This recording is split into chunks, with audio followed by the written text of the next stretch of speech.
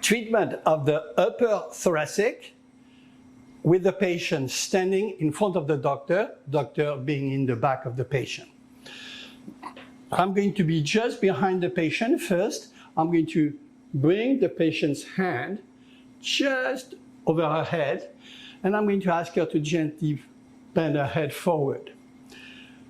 Hip and pelvis is locked. The knees are locked. The feet are shoulder width apart, and there is no heel on the shoes. So I'm going to use a position of fencer stance and slide my foot between her feet.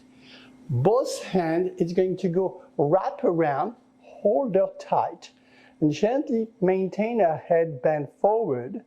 I'm going to tilt her slightly posterior toward me and create a segmental extension like that. Segmental extension is created.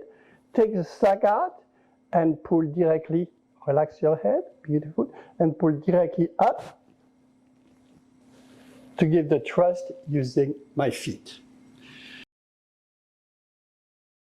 As I perform that technique, there is one little trick. She's almost the same height as me, even a little bit bigger.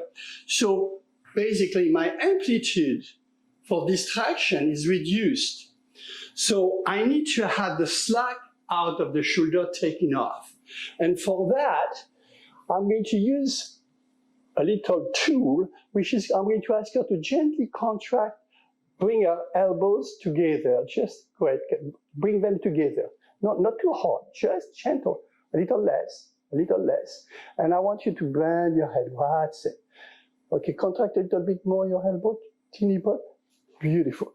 And then we create a segmental extension and the treatment will be much easier.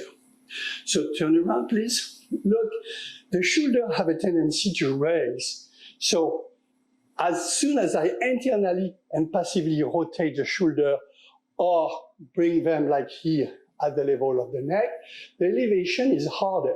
But if we have a little contraction of the elbow anterior, then we lock the transverse arc of tension, and by locking it, basically, we have a better traction, a better decompression of the upper thoracic spine. Thank you. The arc of tension is going to be the head flexion for the cephalad arc of tension.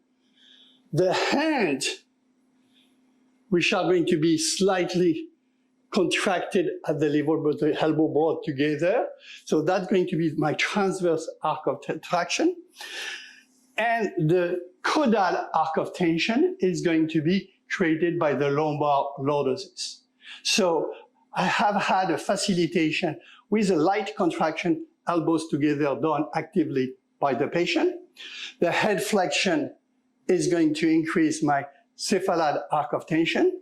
And as far as the lumbar, if I want to increase the lumbar, and because that will, by increasing the lumbar arc of tension, I'm going to, in the same time, create basically a more stable area in the lumbar, and we will not have any shock absorption when I raise the upper dorsal of the lower dorsal, upper thoracic of the lower thoracic. So here, I have my contact on the upper, create my segmental extension and thrust, and I have much more strength to perform that movement if I meet difficulties to perform an adjustment initially.